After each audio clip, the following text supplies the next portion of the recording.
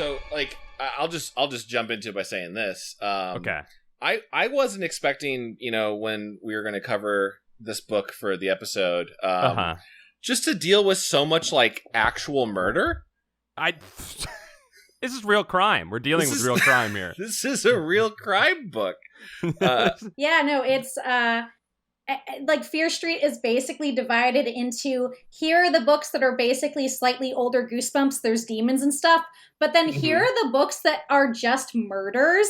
Like, the teens are getting murder, or they're watching a murder, or sometimes they're plotting a murder, but then getting murdered. Like, it's just murder. It's just a murder mystery. I mean, it's real life murder. This is way scarier. Like, regular murder is way scarier than a demon, if you really think about it. Yeah. I guess, I'm saying that because I'm assuming that a demon couldn't touch me and harm me. But you know what? If a demon did show up, I would be very scared. Sure, you have God on your side, so you don't fear no demon. Yes, my Lord will protect me. But like, this also deals with a corrupt and broken justice system. So there's some real all cops are bastards coming out strong, R.L. Stine feelings. I have some notes about that for sure. I should introduce the podcast. By the way, welcome to Goosebuds. I'm one of your hosts, Chad. With me is Paul. Hi. Dom got tricked into the Shadow Realm again. There was a trail of candy. A cop lured him into the Shadow Realm. A cop used a trail of candy to lure him into the Shadow Realm. God damn it. There was a cop sting that lured him into the Shadow Realm. But we are joined by the wonderful Josie Campbell. Josie, welcome. Yeah, thanks for having me on, you guys. I'm excited to talk about murder. Yes! Josie, you requested this book, I believe. We asked you to be on the show. And you were so gracious to join us, but then your first thing was like, let's do this book, right? You picked this one. Yeah. Because I read this book now, on rereading, realizing way too young. But basically, when I was a kid, I loved Goosebumps. Like, that was like the get of the Scholastic School Book Fair, was as many Goosebumps books as I could like load up in my hands. But that meant that, like, I would read through them, so I'd be like scrambling for more R.L. Stine books, which led me to checking out and buying the Fear Street books, checking them out from the library. And because it was the 90s and my parents had a very laissez-faire, just put the kid in front of the TV attitude, they did not check to see what like reading level or age level the Fear Street books were. So I basically went from like chicken to this is just murder. There's just teens watching bloody murders happening. And I was 8 and I was like, I was like 8 and I was like, damn. I'm not going to tell my parents I read this because this feels like maybe I did something illegal. Josie. They'll take my books away from me if I tell them. Yeah, pretty much. Like, I think that like I and the teens in this book were on the same exact sort of like level when it comes to making decisions. Well, I'm looking at the cover and like I feel like the cover of all the Fear Street ones in my limited experience, I was mostly just a Goosebumps boy, is like they look like slasher horror movies. Like the one for the wrong number is two, I would say, 18-year-old girls in like sleeping clothes, just clutching a phone, terrified. Sleeping clothes. Again, like, as an 8-year-old, I'm like, this looks like the same artist who does Sweet Valley High. Just totally. That's such a trip up. That's totally right. So, I grabbed them, I read them, and like, it was like, this book was the one that like really stuck in my mind. Like, I read a bunch of Fear Street books after this because I loved getting scared, but I just remembered the combination of the crank phone calls, and everything that happens, the nutso stuff that happens with the murderer at the end, and the fact that these kids just get to see a dead body, like those things stuck in my mind. You're saying that now about the artwork, and like I could imagine seeing these and like them being next to like the Babysitters Club, and you're like, oh, it's just Scary Babysitters Club. It'll be fine. Yeah. Well, it's a scary of like, oh, someone called the house while I'm babysitting, and I don't know what to tell them. I don't know what the number is here. That's the biggest fear. I guess I'm going to put the kids to bed. That's it. Well, and to add to the like mind fuckery, there were a series of Babysitter Club books that had ghost stories. It was like Mallory and Jessica, 100%, because those are the ones I started reading. So like Mallory and Jessica, like, and the mystery of the ghost cat, or like Mallory and Jessica go on vacation, and they're like the two, junior members of the Babysitters Club. So like I was already reading like kids books that were like, it's the Babysitters Club, but maybe the house is haunted where they have to babysit. So it felt like it was all in the same realm, and it was not in the same realm. This one, so you went from like innocent children, maybe there's ghosts, to infidelity and murder and escaping the country. Yes, absolutely. It's a big scale up. It's a huge scale up. Well, okay, so you're 8 years old. Did you read the wrong number? You definitely read this one while you were 8? Yeah, because it was like the library had a copy that I got a hold of, and then I read, and then like I reread later on, like when I was 10, but this was sort of the book that got me into Fear Street in general. Okay, cool. Then I went back and sort of got the rest of the books that at that time were available, again in the library, which were, again, all looking like they were, teen slasher horror movies, but like also reasonably, I could trick my parents into thinking that these were okay things for me to read.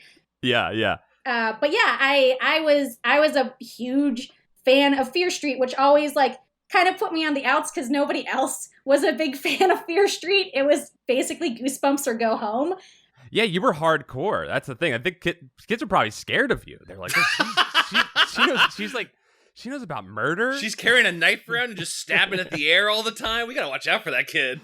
She's got some like ideas about cheerleaders and demons. Like it's all weird with that girl. That's right. That was the other Fear Street book we've covered on Goosebumps. Yes, or Goosebuds Demon Cheerleaders is the Demon Cheerleader, the first one of the cheerleader miniseries, I guess, like its own side story. Yeah. What was that series called? Was it just called Cheerleaders? I think it was the same like slasher conventions where it was like cheerleaders first evil, cheerleaders evil returns. Yeah. First evil, that's what it was. Yes. That was scary. Okay, that one's scary because a girl is thrown from a bus in that one. Oh, that's right.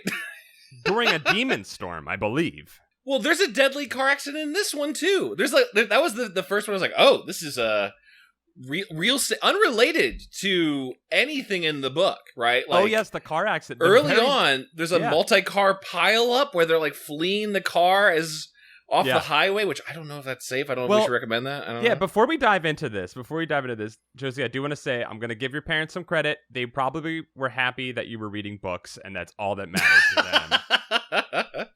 And I would think any parent would be like, thank God our kid reads. That's great. Oh, good. She's going to do her book report on something, so we can just go back to watching ER. It's the 90s. ER is our time.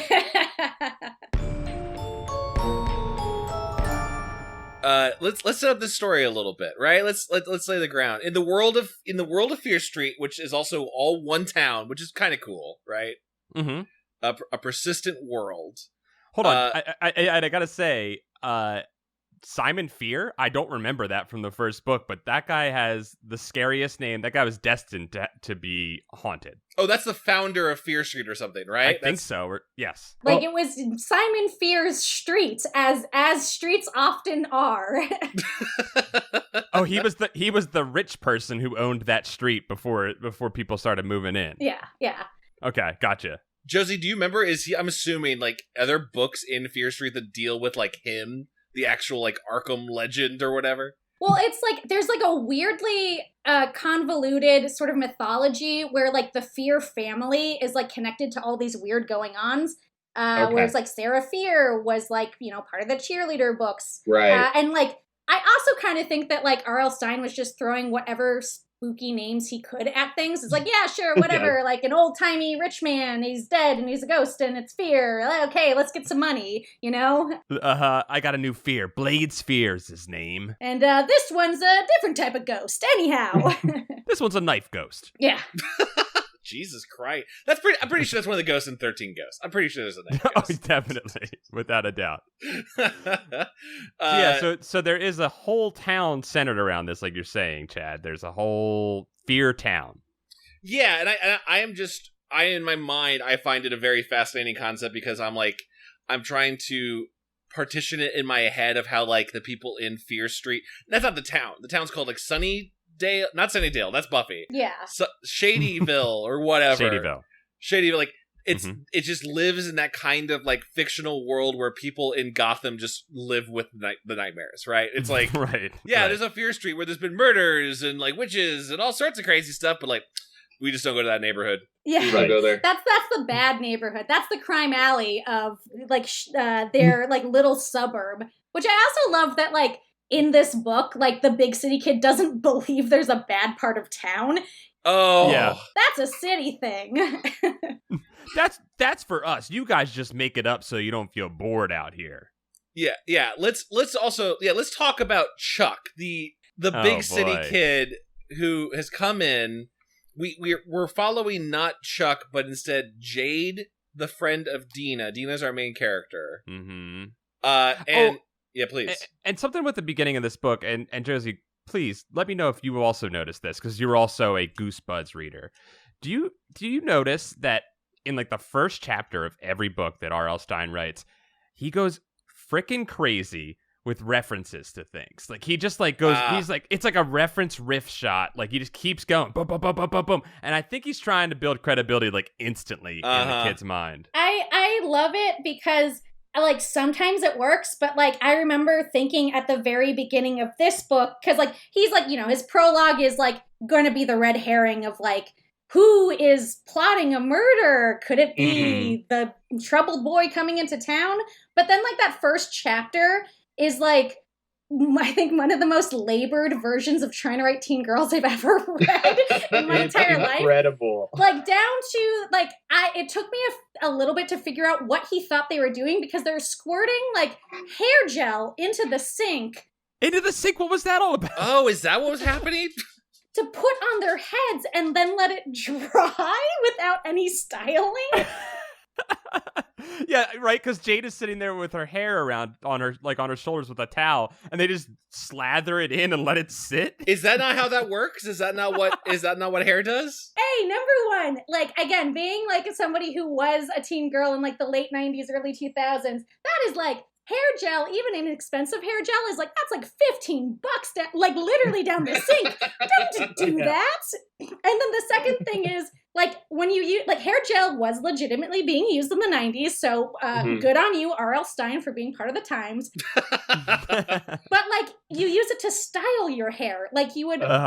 You would, like, do curls, or, like, I would do a thing called crunching, where you, like, sort of did curls, and then you would literally crunch the curls up with hair gel to get sort of, like, a nice crisp look to it that, like, kept your hair. But, like, you wouldn't just shellac it on your head and then wait for it to dry. Right now, Chad is like, that's not what you do, and there's a slather of thick hair across his forehead. There's something about Mary levels of goo in my hair. Just that's well, not to be mean to RL. I mean, we assume he was born bald, pretty much. So like maybe he just doesn't know, right? Like he just doesn't live in that world. Sure, that's fair. And I get it, because it's like a little bit of the 80s, like setting up everything like, oh, girls, we're having a sleepover like hair thing, and we're talking about boys.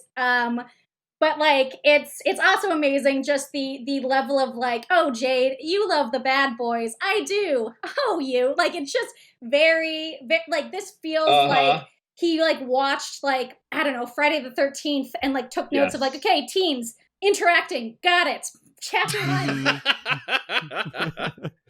I got the girl who likes bad boys. I got the girl who's demure and her friend, and we got to bring a bad boy in. All right, got it. Imagine RL in an AOL chat room just going, so who likes teen boys? And just typing that in and going, oh no, this is not the chat room I wanted. Oh no. When I don't know where this note came from, but I know it's from the beginning of it. Henry Raven. I just had to write that name down because it was an incredible name. I didn't pick that up. Who's Henry Raven in this story? I don't think Henry Raven played any part in this story. I just wrote the name down because I was like, Henry Raven. And that's incredible. Quite frankly, I feel like Henry Raven should have played a part in the story more than Dina, who is very much a drip. Yes. You know, it's funny. It's funny because Dina kind of seemed like she had personality in the first chapter, like as you said, a like kind of a boxed personality, but like she seemed like she had that, and then I felt like any sort of forward momentum that she had of her own was gone once that chapter ended. Jade drove this entire thing. Oh, Jade is charismatic as hell.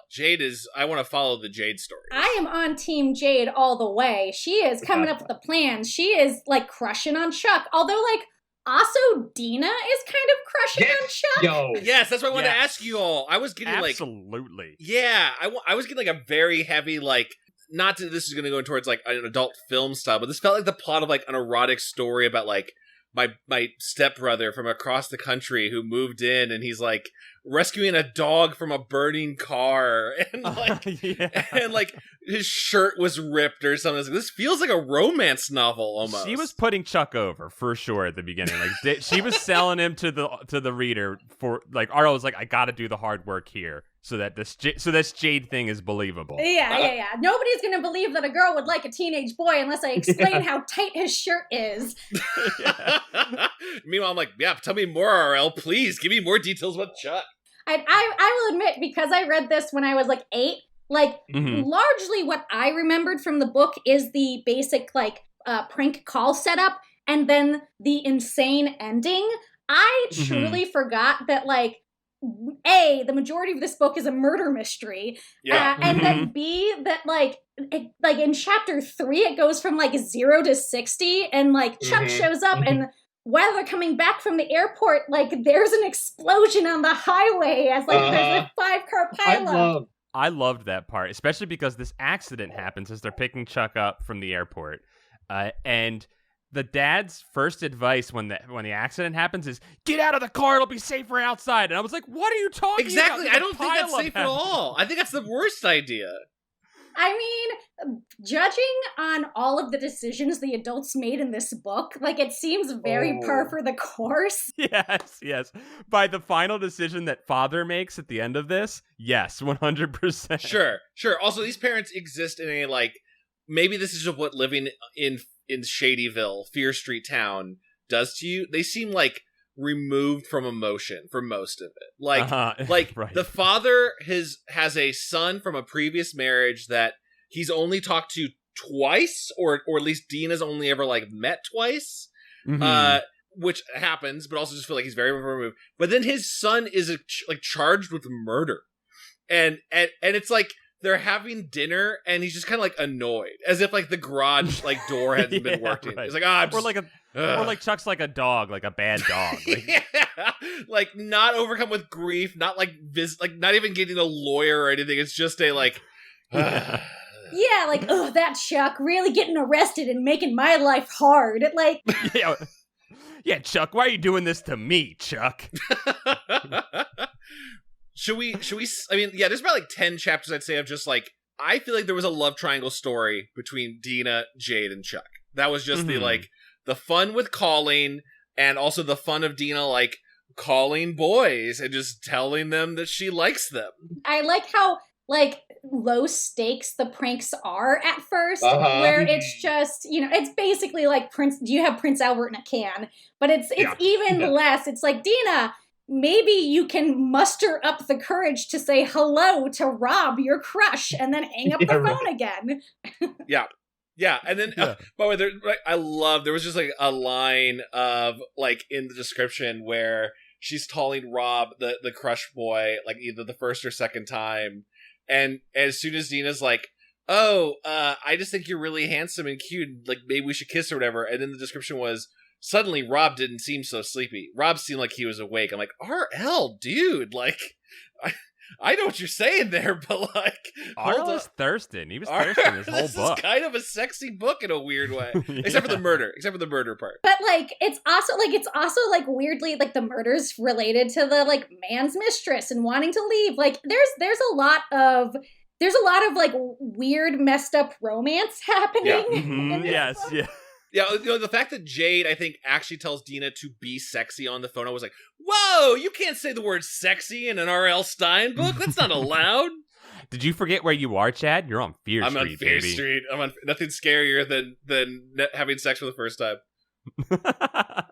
Yeah, so I guess we should real quick, one of the great things was in the beginning, that first chapter when they're gelling each other's hair.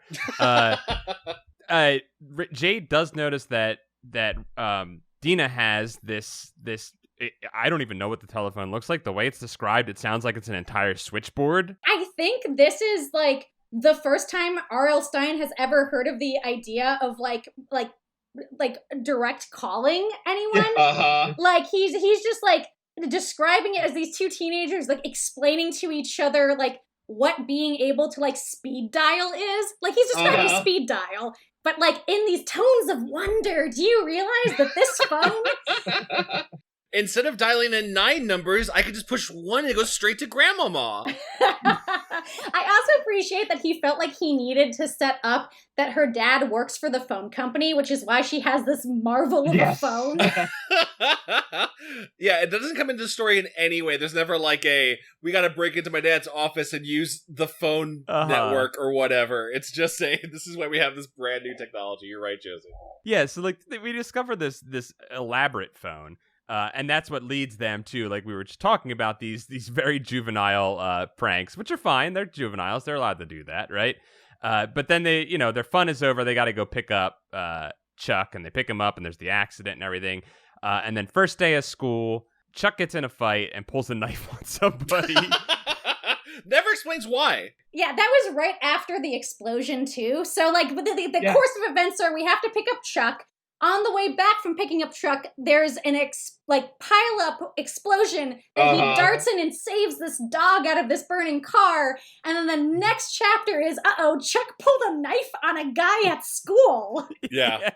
Chuck is rad. Chuck is, like, kind of rad. Well, like, yeah, like, again, when he's being described, he's like your classic like 90s aloof bad boy, right? Like that classic like, I don't really care about anything, but I'll save a dog, like, and because we're trying to play with a little mystery here. But then yes, we do find out that he is indeed a psychopath on the first day of school when he pulls the knife. And then when the kids go home that night, it's like Friday night, and they're gonna do some pranking, and Chuck, which I don't know about you two, but when I was that was pretty much what you would do when you were bored on a Friday night. It's like, all right, we'll just call some people and we'll just fuck around on the phone, right? Did you do prank calls? I just want to know.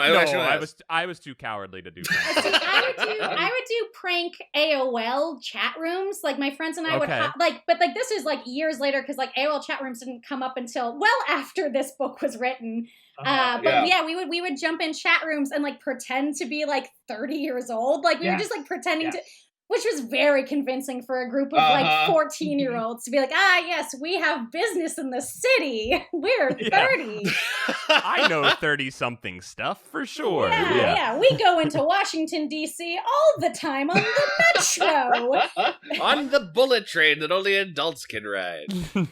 Josie, we actually did very similar stuff in middle school, getting on AOL chat rooms, and you go into like whatever the sexy chat room is at AOL, it'd be like, the lounge 24, and then like we would just go in and then just pretend to be internet police. Wow, really? And then go like, hey, this chat is too inappropriate. This is the internet police. You're all getting ridden up. And then and then you'd see everyone in the chat room going, oh, we gotta get out of here. Like, everyone in this chat room is 14. Everyone in this chat room is 14 pretending to be 30.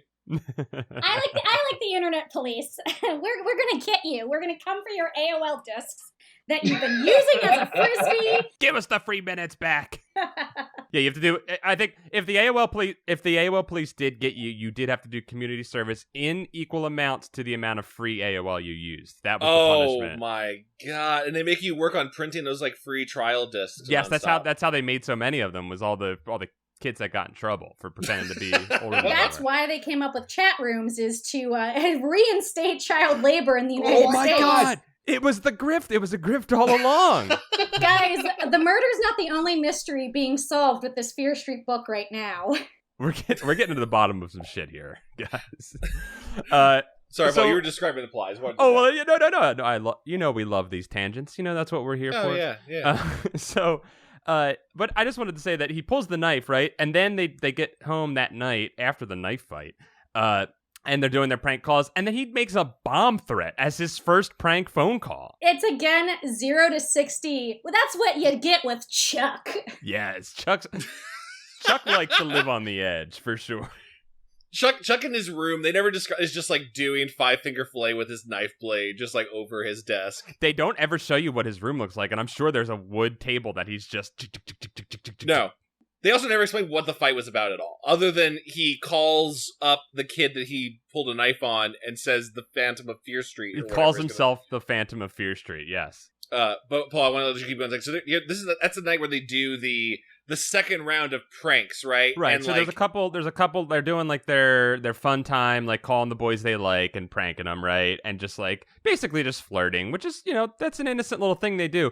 Chuck overhears it, like a creep, and then decides to barge in and calls in a bomb threat to the bowling alley. Oh yeah. Was there a reason why Chuck made a bomb threat on a bowling alley? Was there like someone there he didn't Chucky like? Is. That's just what Chuck. He's just doing what Chuck does best, which is being a wild card. I guess so. Chuck is an explosion unto himself. Chuck is going to discover Project Mayhem in a couple years Yes. and just totally get into it. Chuck has that amount of toxic masculinity inside of him for sure. Without a doubt. Look, Dina says it herself. There's like 2 Chucks, and one's a sweet guy who would probably agree with her to follow the rules. And then the other Chuck, oh boy, he's a real roller coaster. Yeah, I when that came up, I was like, this feels like the exact formula for any rom-com romance book of but I can fix him. Mm-hmm. He's so dangerous, but I can fix him. But it's her half-brother, so no, you can't, Dina. No, you can't. Don't fix that, Dina. Yeah, they can't fix Chuck. He's causing a lot of problems. He like we said, he's up to 11 at all times. He's 0 to 60. I did have to write a quote down because I think they decided after this happened. This is another real teen girl quote. Definitely came out of teen girls' mouths.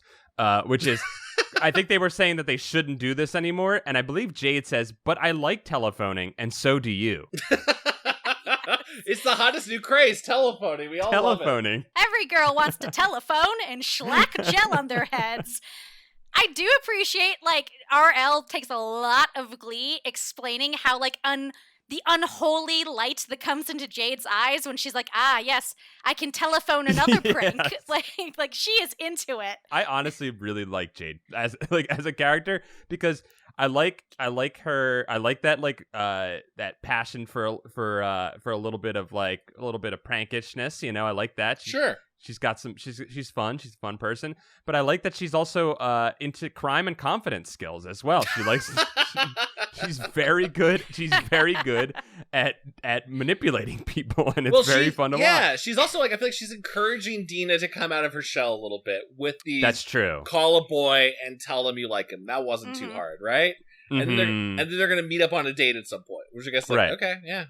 It's good intentioned. It's good intentioned manipulation, I'll say. Yes. If there can be such a thing. Well, yeah, and this is the part of the book that I think coming up that really threw me was the wrong number, right? The titular mistake. I have been so assuming to always think in horror tropes of the killer calls you, right? Scream made that a whole thing. I know what it did. That is the 90s slasher, I feel like, trope to a T of the calls are coming from inside the house. You're on the phone, you don't know who the guy is. I loved this almost flip on, well, we pick a number from the book and we'll pick one from Fear Street to prove a point, and we just happen to call during a murder. Yeah. Yes, calling the murderer during a murder while he is murdering someone is a nice twist, and also only could happen on Fear Street, you guys. Yes, only on Fear Street for sure. I guess what happens, and is what we're kind of unpacking the reveal at the end, along with as they're discovering it, is they call a random number Abernath. I can't remember what their actual name is. It's Abernathy or something. Farbersons. The Farbersons. Farbersons thing. I was not even close. And I believe the woman on the line is help! I'm being murdered right now. Help! Yes. Yes. She's like, there, he's killing me! And they're like, what? And the murderer's it makes some sort of groan. I think it's described that the murderer groans. Oh, yeah, I was going to say, which again, that not only do they call up the murderer house while the murder's happening, but like right afterwards, my favorite part, like they're not going to just call the police. They got to go check it out. And you know what? Like, good on them for not calling the cops, because as we were saying in the beginning, we got a bit of an ACAB situation going on here. But I love that their reasoning is, well, we called in a bomb threat, so the cops do not like us, so we can't call the cops. We have to go vigilante here and take care of this. I also like that right at that like thinking makes it feel like the cops have the ability to trace back calls, which very quickly becomes apparent the cops do not have that ability. So these kids are worrying for no reason, because the cops will never be able to catch anyone. And we found out that Jade is a very good liar. We know Jade could have lied out of this situation, but I think that Chuck took control of the situation for the worst, obviously. Don't listen to Chuck. And drives them. Well, actually, I think Dina drives them right to the murder house. Yes, I think. Yes. Which is also the first time I realized how old these kids are supposed to be. I'm like, oh, okay, they're all 15 and 16. Yeah, when they were like, we're going to grab the keys, I was like, what? But again, as a reader of Goosebuds, that was very strange. You know, we're by the way, at this point in Goosebumps, we always just call it the same thing. I just call at this point in Goosebumps book, like, the murder would have been like somehow a mummy on the other line calling like, come wrap me up. And then like there would have been like a curse on their doorstep at some point. You know what I mean? Like there's none of this reality would be poking through. Right. Well, I think like there are things happen in this book as opposed to that's also true. As opposed to Goosebumps where things don't happen. I think something I noticed, just an overall note about this, and I want to hear what you guys think about this. Reading these, and I haven't read A Fear Street since we read the cheerleader one like years ago. Reading these, I realized that R.L. Stine does know how to write books, and I think that it's very apparent that he really dumbs them down for kids and he's insulting the intelligence of kids with the Goosebumps series for the most part. Oh yeah, no, it feels like these were like his passion project, and then Goosebumps, like he like tripped into Goosebumps and is like, all right, well, if I take out all of the drama and half the murders, I could have a little empire here. Yeah, it's weird for him to be pulling his. I was going through that, like, is this somehow another right? Josie, we talk a lot about like how we're pretty sure there's ghostwriters for a lot of his Goosebump books, and we're like, maybe this passes over into Fear Street, but like there's a couple of the Telltale still signatures. He loves describing what characters are wearing. It really doesn't matter. He loves writing I let out a low moan. Like that's just his favorite way to describe a character. Well, and this is definitely like, I think, a book that he wrote because this is like the 5th book in the Fear Street series. Like this is the very beginning of all of the Fear Street books. Like I think the ones later on where it's like a new fear on Fear Street, that the covers also look like somebody watched The Matrix and were just like, put green on everything. Ooh. Those books, I think, are largely ghostwritten. Gotcha. I just looked up because I didn't know what the order of his writing was, Josie. But you're right. Fear Street was the first stuff, so I think that's 100% right. Is that these were his passion, and the Goosebumps books are just like, well, I guess I can just pump these out on the weekend when I'm not writing my Fear Street books, right? Yeah, and like I will defend Fear Street, that there are some Fear Street books that are like legitimately like really like. A lot of them are obviously recycled plots of like, I watched a slasher movie or this is an urban legend. But like there's some of that, like I think the other book I was telling you guys that I really loved, which is out of print, which is Scream, Jennifer Scream, has like a really good tense plot and like is really unique and interesting. Like I think that he's doing some interesting stuff with Fear Street that then he just realized he could sort of like redo for some of his Goosebumps books. You might be right. Also, I mean, another testament, I don't think it was in the cheerleader one we read.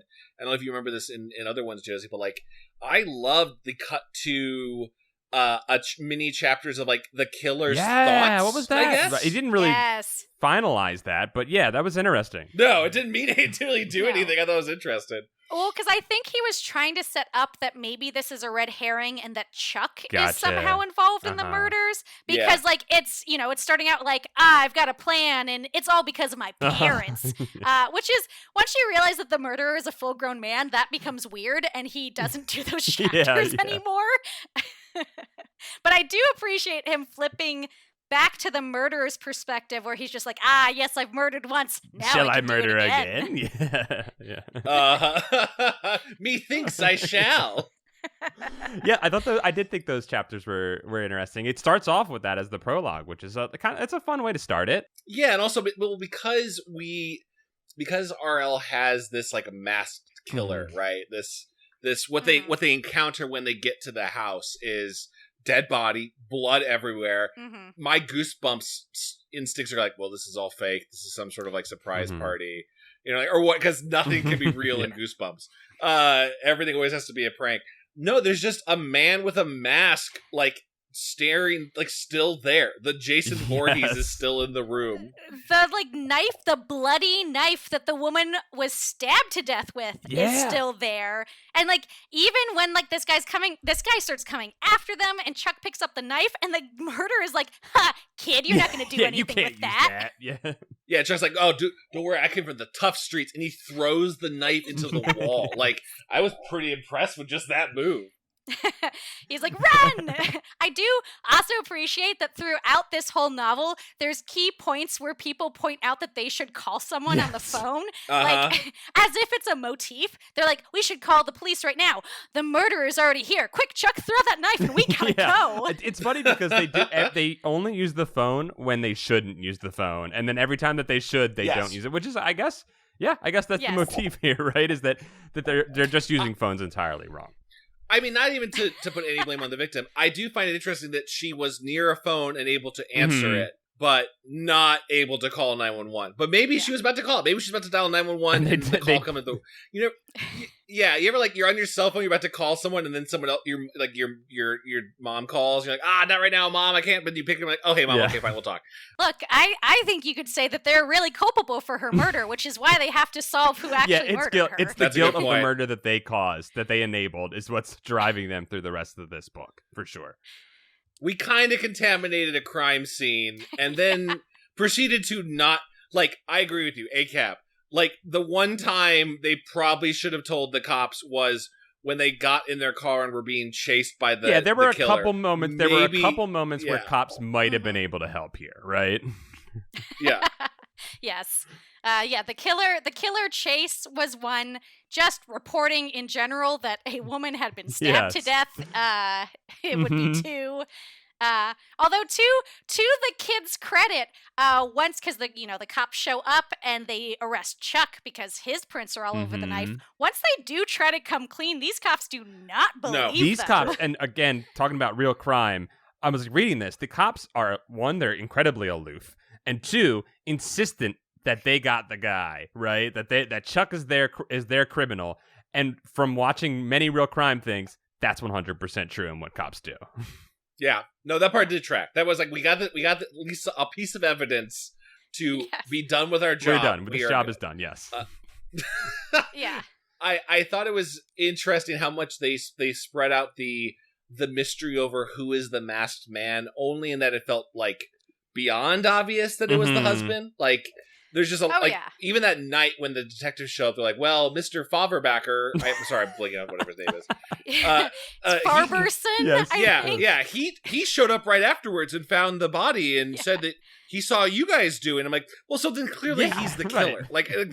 Like obviously the two men is one man. Were you both waiting for a twist there? Were you both waiting for that? Yeah. Oh, absolutely. I didn't realize that, because, like, obviously it takes them, like, a chapter or two for these kids to figure out that actually the husband was the murderer, but I thought there'd be, like, some twists, but there wasn't. Straight as an arrow, that man did it. It was such a non-twist that it actually surprised me. Like, I know the mask is there to keep the kids figuring out who it is, but it sure felt like it was a murder built on wearing a mask, and I guess because he didn't describe it, I just thought it was like a spooky Halloween mask, not like so like, oh, there's someone in the neighborhood who is like killing people that isn't this man. I definitely thought it was going to be a fake out of some sort. Yeah. And also like, am I wrong in that to jump a beat or two ahead when the girls start, Chuck is arrested and goes to jail, like when they start doing their investigation, they have another run-in with the masked killer, right? Like he's in their car. What was that? So like it's very weird because it's like they run into him again. I just remember that like when they like run into him and he like grabs their shoulders and they just remember like the thing that stuck out to me was the fact that they knew his breath smelled like garlic. Like that was a big clue, which I mean I guess like the guy owns a pizza place. So I guess you're supposed to put those two together, but it's mainly just he smells like garlic, but then he lets them go and he's like, you don't want me to really murder you later, essentially. That was Yeah, no, he gives him a lot of chances, actually. He says, stop looking. That's why I thought maybe the mass killer was going to be a fake out of, like, he's not actually the killer. He's some sort of, like, Fear Street vigilante or something. Yeah. I don't know what it was. I mean, honestly, I was kind of pulling for Chuck somehow. Like, throughout this, I'm like, oh boy, wouldn't it be fun if Chuck somehow, like, put together this murder for some reason? But no, Chuck is just a patsy who the police have fingered for this crime, and he's legitimately in jail. And then I mean, this is the part of the book that I truly forgot happened, but is 90% of the book is these girls being like, well, we won't get justice from the cops. Let's put on wigs and investigate the husband on our own. Yeah. And pretend to be 18 and try to get a job at his pizza shop. And that way so we can fun. find This clues. is like an incredible, like, Twin Peaks moment, right? Where, like, the high schoolers are out solving crimes during the day, and you're like, where are you finding the time to do this? And I love that they go to the cops after they kind of get a hint, right, that they think Mr. Farberson did this, right? And I love that the cops' answer to this is, well, we got your brother, and we got his prince. Also, Mr. Farberson is a businessman, and businessmen do not murder people, okay? That part felt real. That part felt very real, them going like, well, he's a local legend. I also appreciate that these girls, like at some point when, like, Chuck is first picked up, the dad mentions, like, don't talk without a lawyer, but then these girls are constantly on the phone with the detectives, showing up to talk to the detectives. No lawyers around, no adults around. I don't think her dad knows that she keeps calling up the lead detective on this homicide. No. And not only that, but getting through. Like, who on the switchboard's like, all right, detective, it's those teen girls again. Well, we can't, like, hang up on them and tell their parents they're calling. Better be sarcastic and mean to them. Yeah, might as well erode any confidence they have in our ability to do their jobs, you know? The entire, like, the police system is just asleep at the wheel in this entire, like, I think I guess I don't know how crime murder forensics work, but, like, I was shocked that when they go back, find evidence in the house. Well, they find evidence, but also that the crime is just, like, still there. They're like, the chalk outline of the body is still, I guess it happens. And apparently but, like, Mr. Farberson is living in the crime scene still. Yeah, he goes to sleep allowed. on the couch, like, surrounded by the murder scene. Yeah, it's, I really did not expect him to still be in the house. No! Because why would he be in the house? Like, who? I mean, it's like every single time you read a Fear Street book, it really is that, like, feeling of, like, forget it, kids, it's Chinatown. Like, it's just like people are like, you know, like, Simon Fear messed this place up. Anyhow, time to get a donut. I think we're approaching the main thrust of the ending here, right? So, like, Dina and Jade, they're doing, as we said, they're dressing up as adults. They go to Mr. Farberson's place of business and pretend to apply for a job so that they can root through his stuff and find any clues or anything like that, which they do root through around, and they find a pair of tickets to go to Buenos Aires, which is like the most 90s place to run away to. And then, so they find 2 tickets for that weekend, and they're like, we got to get him before he leaves. He's going to flee, but we don't have proof yet that he killed his wife. They eventually go to his old assistant's house and find that his assistant and him are having an affair. And then the assistant hands Mr. Farberson a box and says that he needs to get rid of it. He needs to dispose of it. Which, in a moment of maybe a little bit of empathy for Mr. Farberson, he prepares to throw it out in front of the house, and then thinks better of it and takes it to his work to throw it out. And the kids sneak into the garbage and find it, and it's a dead cat. Which I think, well, because they're convinced it's going to be the bloody mask, and like clothes to like prove it. And like honestly, like reading it, I was like, I don't remember this part. Are they going to find like a head? Like, is there like a limb missing from Mrs. Farberson? Yeah, like a finger or something. Yeah, you think it's going to be something horrible, and it is something horrible. It's a dead cat. And then which is just a sad thing. It's an unrelated sad thing. And thing. I was like, well, he was thinking about throwing it out in the front yard, which is terrible, Mr. Farberson. But at least the murderer for a moment had a moment of being kind of nice and took the cat and buried it somewhere, quote unquote buried it. Didn't even bury it. Threw it in some garbage with a bunch of rats. Mm-hmm. Which then they gotta dig into and to find that cat in a great cliffhanger and being like, they opened up the bag and they screamed. And then it's like, it's a dead cat. Did you like that lamp shading moment where they get into the trash, right? And they're rooting around in the trash, and there's just loose trash everywhere. And the two of the workers from the restaurant come out and throw trash bags into it with them, and the bags almost hit them. And they're like, "Why don't they throw everything out in bags?" In this beautiful lamp shading moment of just being like I gotta explain why there's just loose trash in here instead of just a bunch of bags. I love that. I liked that a lot because real talk, I think every time I take the trash out to the dumpster, I think about keeping it in the bag and tight in case someone needs to get into that dumpster later to look for stuff. I want to make it as pain-free as possible for them. No, see, I feel like the opposite, because like if I like, who knows what crimes I may have to commit later on. You gotta set it now that no teens can really find evidence, because you're just like, fuck it, like pizza in. Let's just dump some castor oil in here, swish it around. You're right. Yeah, you should have a big broom to just swirl around like the a trash witch's in every brew that dumpster. you're just. I love that, Josie. I love that insurance policy for potential maybe crimes you might commit. I think that's really smart. Yeah. You gotta plan ahead, fellas. That's what Mr. Farberson didn't do. He needed to keep also, a nastier trash bin, is what we're saying. You need a nastier trash bin, and you're right. Maybe any of the evidence that was around the house you could have gotten rid of. There's so many bits of evidence. Like, it's astonishing, the sheer amount of like notes and things. It's just like, all right, he's got the tickets with him and his girlfriend, and then once the girls go to investigate the house because nobody's listening to them, and like Chuck is like, legit, I hate jail.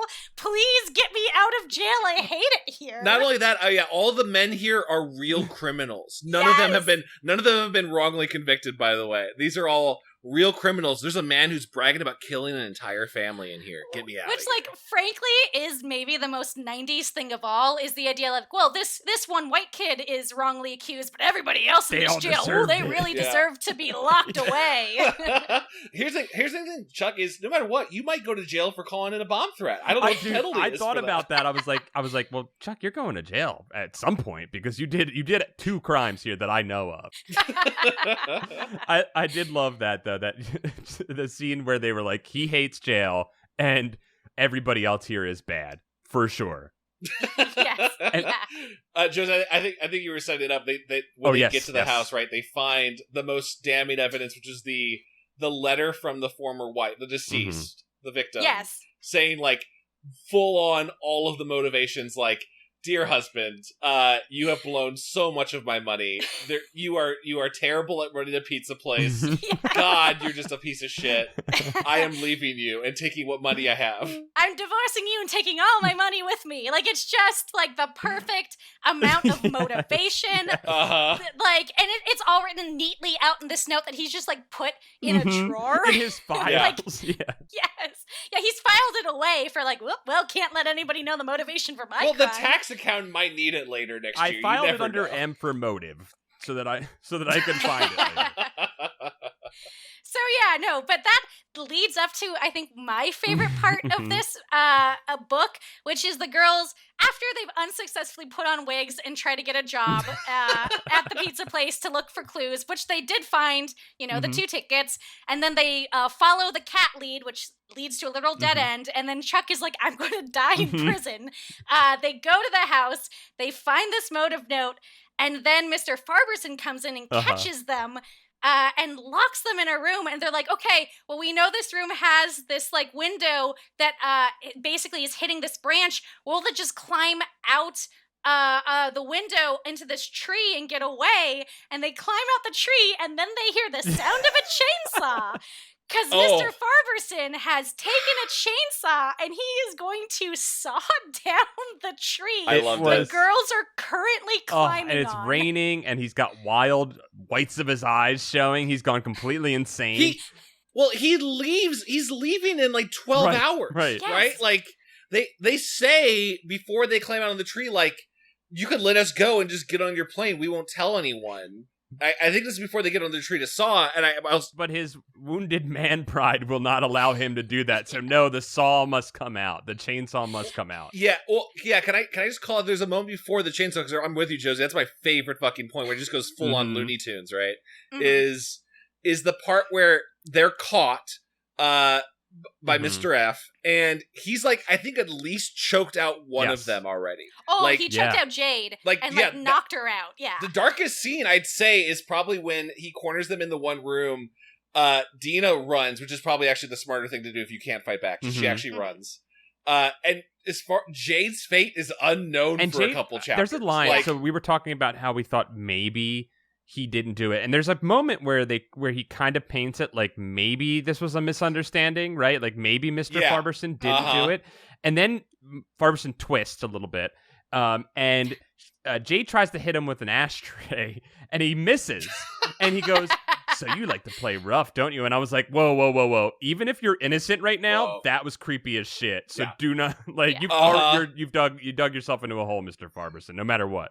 Well, exactly. That's what he's still in that moment. I think like there's a version where Mr. F is like, I have just given up on trying to say his name for whatever reason. It is just a void in my head. I like how cozy you've gotten with Mr. Farberson. Yeah, Mr. F.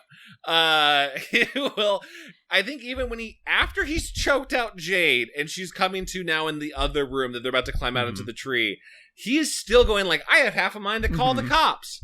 And they're like, no, don't do that, or whatever. They're like, you don't have to do that. And I'm like, yes, please. Like, he even gives them an out there, it seems, where he's like, why don't you guys just tell me everything you know? Also, once again, circling back to our favorite motif, the phones, like, he's like, oh, I'll call the cops. And then when, like, it's revealed that he's a crazy man and Dina goes for the phone, she picks it up and there's no ringtone because set up from her father who works for the phone company. The phone lines are out in that part of town and he had told her earlier, which I love, like, that's the detail that, like, Stine feels like he needs to set up and follow through as a thread. That he's like, well, nobody's going to believe this if her phone father doesn't explain to her why she can't get in touch with him. I need a phone authority to really sell this through line here. Yeah, I really thought that was going to come into play where, like, the dad was somehow monitoring the phone lines. I don't know how phones work. There was a moment when they were driving home from the jail when Chuck got arrested the first time that the dad would not talk and look straight ahead because he's frustrated with his son. And I was like, maybe dad's doing it. You know, like I thought maybe that was going to be our twist. But obviously, as we said, straight arrow. I also thought that the boy that Dina liked was going to maybe be the killer, only because he was the only other character named in the book. And they mention him a lot. Yes. Like, I thought he would factor in or, like, help them in some way, but no, it's just like Dina's like, oh no, my hot brother's in jail. Ooh, there's Rob, the other hot guy I'm thinking about. Like, there's not a connection. By the way, like, props to Rob. He shoots his shot and asks her out the day her brother is arrested for murder. Yeah, and he gets a yes, which is incredible. Yeah. I don't think anybody in this family truly cares about Chuck. No, like, there's more than one victim. Mrs. Farberson's not the only one getting cut down in this book, you know? The only thing Rob was this through line of, like, a crush, and sets up a joke payoff at the end. The button of this book is attributed to Rob. We'll get there though. Well, yeah, Josie, you were describing the craziest scene of like chopping down I would imagine a pretty big tree. Yeah, a substantial tree, large enough to reach the second floor of a house and have 15 to 16-year-old girls climbing on it. Yes. But, like, also, like, this is, I think, the thing that made this my favorite book when I was a kid, because just, wow, bonkers is that? This serial killer murderer just comes out and he's just like, screw this, I am chainsawing down this tree, it is going to fall and I'm going to murder these two teens with a chainsaw in, like, my front yard. Like, even the girls are like, won't people hear this? And they're like, he's beyond caring about that now. I love it because it's like the most, like, not logical, but the most, like, it's just like this dude is off his rocker and he's just gonna murder. That's it. It's just murder time. For the third act of a really good horror movie where it's been kind of all suspense, for it to just go into like they don't care anymore. You're dying no matter what. It actually was like pretty cool. I love it. It's like in Sunshine when like the last like half of this movie, which like up until now was like a pretty like hard science regular drama, and they're like, nope, never mind, Monster Man's coming. This thing's gonna go off the rails. A dude with the worst sunburn ever is going to kill you. You better run. Yes. Oh, that's a great analogy for this book. This is absolutely the Sunshine of Fear Street, without a doubt. Yeah. What gets us to them being saved? The cops show up like immediately, and was it Chuck? It was Chuck because like Dina goes to visit Chuck in prison before, because like they've gone. This is like after. I'm sorry, I have to get my timeline right. This is after.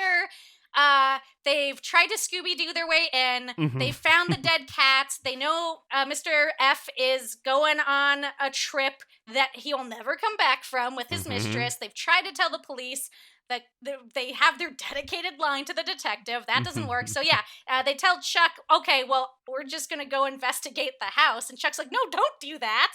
And he's like shouting, no, don't do that. Don't do that.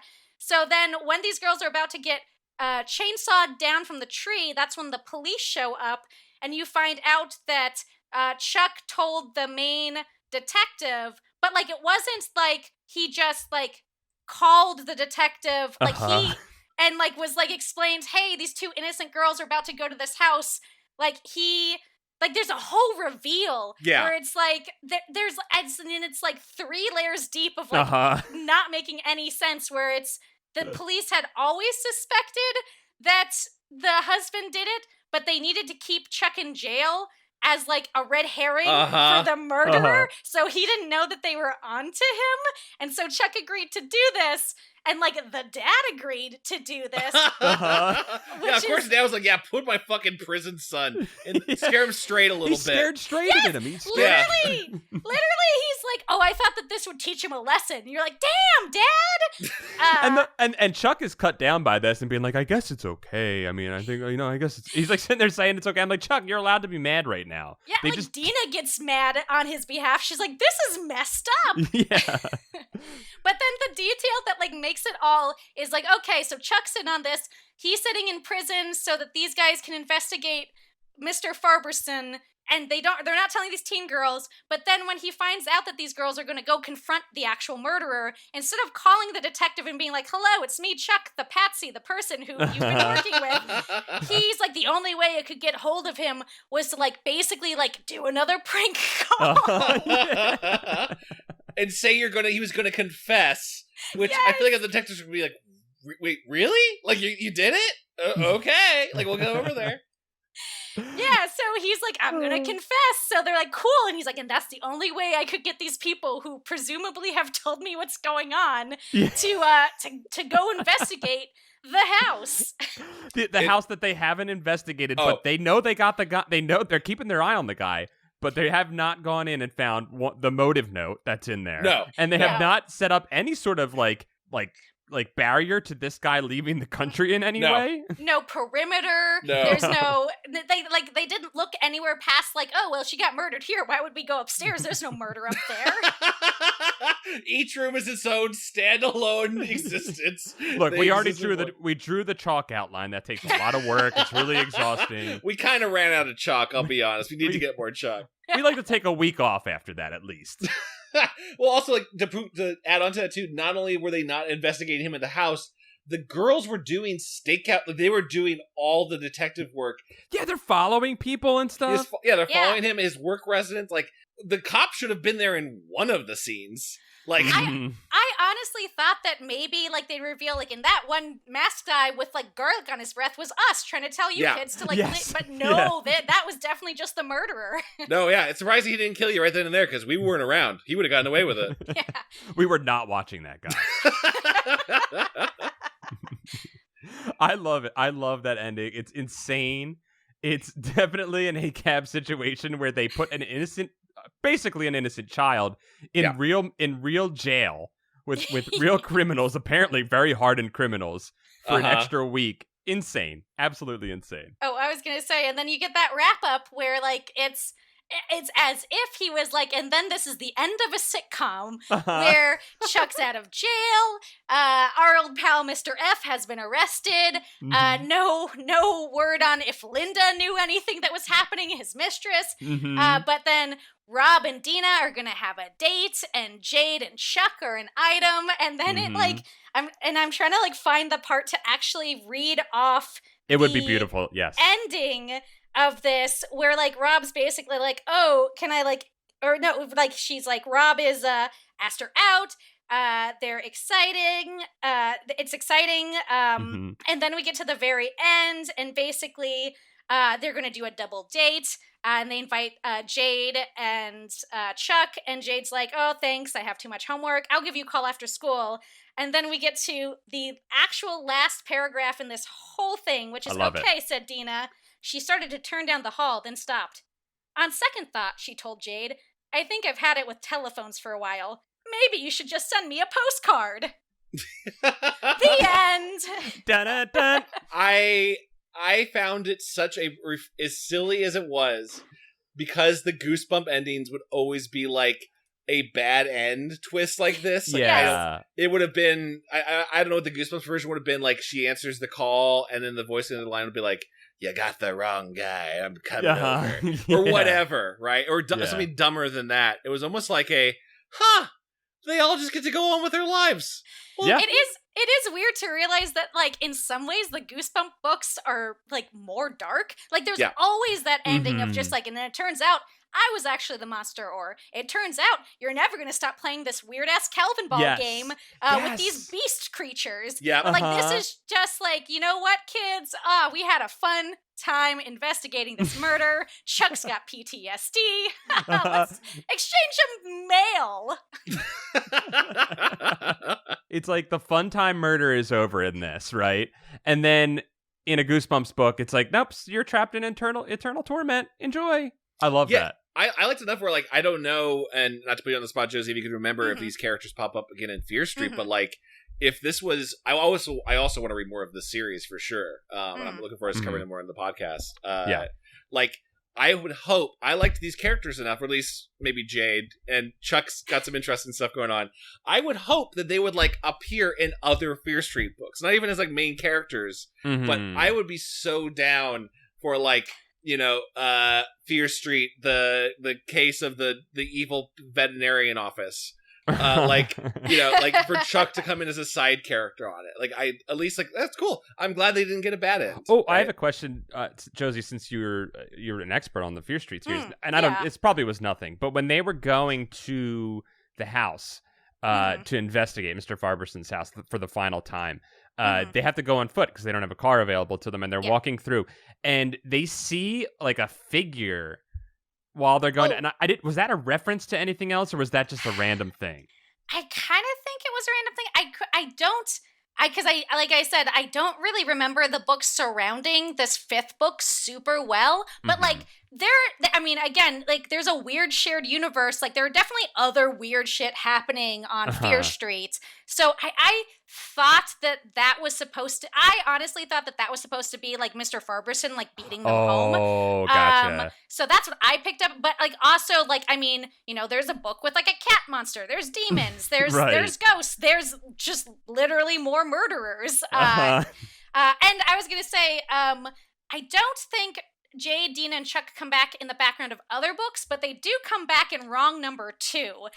Which is the sequel! God, the Wrong sequel, Number which 2? is the 27th book in the Fear Street series. Wow. But it's basically a number calls them up and says it's going to get their revenge, and they're like, is it Mr. Farberson? Is he out of jail? And I don't remember everything that happened to that, but yes, they come back in Fear Street 2.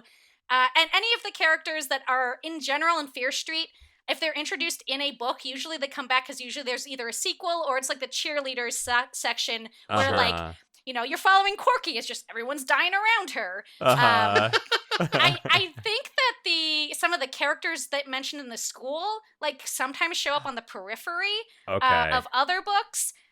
But I'll be honest, fellas, it's been maybe years since I've reread these books for children. So maybe been a little while. Yeah. I don't remember every facet of them, but they definitely come back in a sequel. I have been so impressed with how much you've been able to recall, like, Josie, from just this discussion over it. I'm like, she must have read these last week. I mean, like, I did sort of like I said, I glanced through the book again just to remember what happened. And again, I remembered in my 8-year-old brain, prank calls, bomb scare, called a murderer, murderers chasing them with a chainsaw. Like, everything in the middle was kind of a blur. Right. But, like, it really was, like, I truly loved the series. I loved how weird it was. It was like this and, like, Independence Day were, like, the two, like, touchstones for, like, young Josie of just, like, I loved anything that went nuts. I loved explosions, and I loved this, like, weirdly dark murder series for teens. Yeah, I feel like I missed out, honestly. Like, Josie, I know we were in Cheerleaders before, but, like, that one didn't hit as much for me, maybe just because that wasn't my interest. But I liked book, Cheerleaders. I remember it was good. I remember we walked away from it going, like, this was really solid, way more than we were expecting. And I feel like I really missed out on the superior series, not reading Fear Street. I mean, I think that Fear Street was almost like baby's first, like, you know, murder mystery. Like, because once I got old enough to actually be reading murder books, like, I got really into the Dana Stabenow, like Alaska murder series. Like, I got really into, like, murder mysteries in general. So it felt like it was very much like, if you're reading Fear Street, it was for older kids, but it was also, like, scratching that itch for those who, like, basically would get interested in, like, cold cases and, like, murder mysteries, whereas Goosebumps was much more, you're gonna read this, and then you're gonna, like, definitely, like, move over to, like, Bruce Colville, or, like, my, like, Aliens Ate My Homework. Like, it was much more... I love those Bruce Colville ones, too. Which is great, yeah. Yeah, those were awesome. Or comic books. Or comic books. Well, shit, I feel like that's a pretty good summation of this way more violent book that we don't normally get to cover. There's about halfway through, I was like, shit, is this gonna be a funny topic to talk about? Because this is just like brutal, like I'm on the edge of my seat thrill ride. Yeah, there's true terror and there's real murder happening, which is scary. But there's so many, like, silly little things, like, it's not silly to wrongly jail somebody, but it's funny that it happens in this book because it's not real people. Like, there's, like, so many moments like that are still these, like, really weird, like, are you serious? You did that? Okay. But it's like, I think there was, like, that perfect mix, right? Where it was, like, very serious horror stuff, but also kind of goofy at the same time because it is still targeted to a younger audience, right? It's, like, a really perfect... I really admire the way this is written because it, like, so encapsulates the exact sort of way a kid would think through a murder mystery, essentially. Yeah. Where, like, details about Miranda rights and, like, having your lawyer and your parents showing up, like, are just... Like, you just throw him to the side, and you're like, all right, I'm going to put on a wig, we're going to rifle through his drawers, there's going to be a murder note. This all tracks. Get your hair gel out, we're going costuming.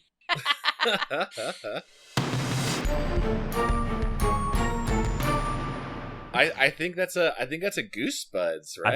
I think we budded. I think we butted. We butted, we telephoned, we gelled. We had a good time telephoning today, We had everybody. a good time. Josie, thank you so much for joining. Like, Yes, it thank is such you, Josie. a pleasure having you with us to also bestow the good knowledge of Fear Street. Yes, you were a great ambassador for Fear Street. Of course, I love these weird murder books for kids. So anytime, guys, this was super fun. Obviously, like, I feel like I could hype up all of your credits for a while. Josie, the head writer of She-Ra and the new Jurassic World Camp Cretaceous show. What are all of the new stuff that people should check out for your works? The two big things are they just announced in 2021, next year, we're going to get season 2 of Jurassic World Camp Cretaceous Fuck yeah. on Netflix. Oh, yeah. Which is going to be great. The kids are, I think you guys can see from She-Ra to Jurassic to this, like, I have a love of putting kids in very dangerous situations. So season 2, these kids did not get off the island. They are on an island full of dinosaurs, and all of the fences are down, and there's no adults. So that's sort of your link to Fair Street. And then I was going to say... The other thing that I've got coming out, which they just announced today while we're recording this, is I wrote a Green Lantern story for the new Future State slate of books, basically coming out next year, I think January, February. So I got to write a really fun sort of like what if one-off with an old Green Lantern character that I love and a new Green Lantern character that I love. Oh, that's awesome. It'll be fun. I think I hope people will enjoy it. I'm sure they will. I'm sure they will too. Yeah, Josie, you're one of my favorite writers in the industry. You always fucking make great shit. Yeah, everybody has to check out all of those things, please. Also, like, Josie, where should people follow you online? You want to plug any like socials? Yeah, you can follow me on Twitter at Cozy Jamble. And this is the tag I use all over the place. So cozyjamble.com is my website where I post up interviews. I post links to podcasts that I'm on. So yeah, I'd say follow me on Twitter and check out my website. Okay. Awesome. Josie, thank you again. I think I've had enough audio conversations that I got my out of my system, and a little worried if I stay on this longer, I'll decide to prank call someone. So I was gonna say we should all just we want to do like a telephone party line after this. Yeah. We should find a phone book and just look through it, and find the spookiest sounding street we can, because it's probably all a hoax, you guys. Let's give them some calls. Yeah, that's what those like little suburb people do. They just hide in the suburb and they have scary areas that they make up. Let's prove it wrong, guys. Yeah, we're all Chuck today. All right. I'll see y'all soon. I love you both. Talk to you soon. Bye-bye. Thanks, guys. Bye. Thanks again. All right, thanks, Josie.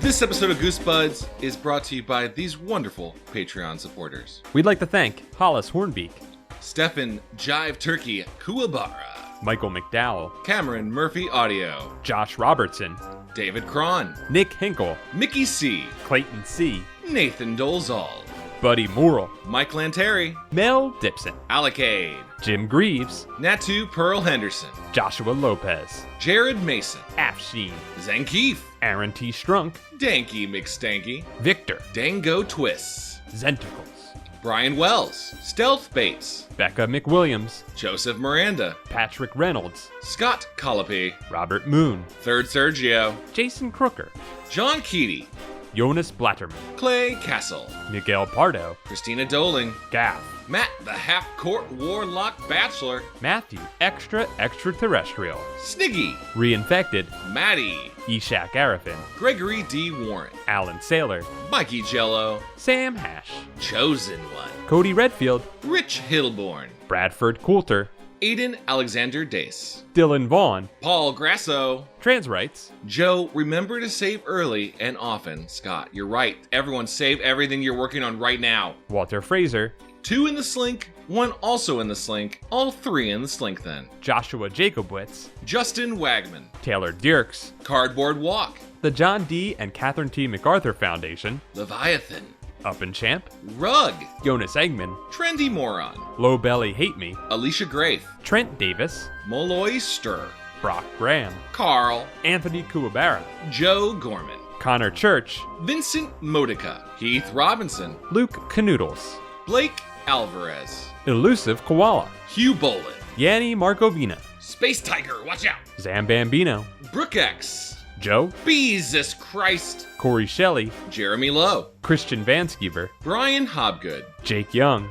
Jordan Lockwood, Slumlord Onion, Foolish for Deborah, Valhalla Black, Divaldi, Nathan Remick, Joe Spooky Digital Ghost Tierney, Patreon_donator, yo, Tom Whittam, Reed Stubendike, Nicholas Johnson, John the Howling Eye Duda, Kevin Hamilton, Joey Evans, Lord Cornwallis, Andrew Fingers Crossed for a Vaccine by Slinksmiths, Jadzik, Eric England, Carewise Gamgee, Cardamom Burkambino, Elizabeth Steenweg, Swag Bumps Nightmare at Camp Yellow Squire, Andrew Evans, Mike Roch, haha, gotcha, it's actually Spencer, solid Spencer, you got me again, Cameron Hansen, Just Garrett, Daddy's Happy Apple Boy, Etonomore, General Lee Depressing, Goon Cahoots, straightforward non-funny name for Dom, Dylan McCann, Yeah, SNES Chalmers, Buffcat, Glenn, Sean Minogue, Dan, Wiggle It, Boss Garrettson, Egg Baby, Chris Pittman, Chip Hansen, John Pigeon Hat Barber, Jared Nutty, R.L. Slink, Stinklich,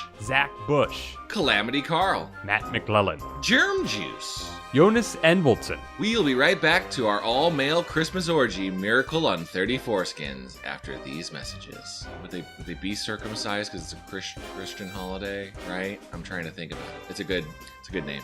Dr. Worm, Nick Johnson, J.R. Chip, Alex Moon the Robo-Dog, The Voyant, Claire, Stephen Day, Ben Bohan, Tanya Turtle, Sarah Kemp, Kate Ann Franklin, Oze, Brett, Chili Dish Gambino, Sadie Kitson, Bad Vibes Jr., Jeremy Bowser. Dude, does your uncle work at Nintendo now? Ryan Carroll, Mudbark, Daniel Hirschberger, Juan Jalapena, Megan McCormick Mason, Ninja Breadman, Adam Yagoofed, Hood Lemon, S, Muscles Bear, Wacky Username, Keith Halcrow, Manuel Aviles, Wesley, Got Little Old Me Pretty Freaked, Chris Keeper of the Mastosphere Nelson, Aogon, Nata S, say it backwards, Dakota Campion, Russell Gore, Timothy Misodulakis, Matthew Stevens, Clay McCarty, Wonderskin, Jimmy Soul, Wade Norcross, Parker Lee, Hamboat, Ashley W., Comfy System, The _Venomous_ Viper, Taylor Shedden,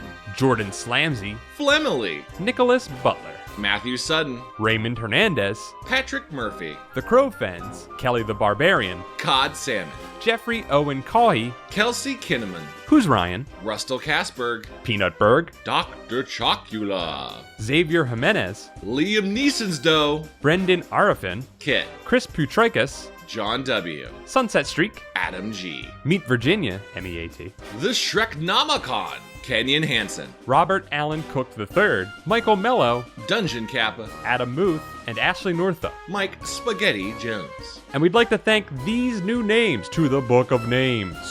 Welcome new patron Zach Weir. MC Hamster, Welcome new patron Redemption. Tamjid Munir, Welcome new patron Michael Kupka. Tobias Clark, Julian Lamendia. Welcome new patron Anthony Sims. Congratulations, you're on our list and probably some other people's list now. Hopefully they're good lists. I don't know. Thank you all so very much. Have a good spooky October. We'll see you soon. Bye-bye.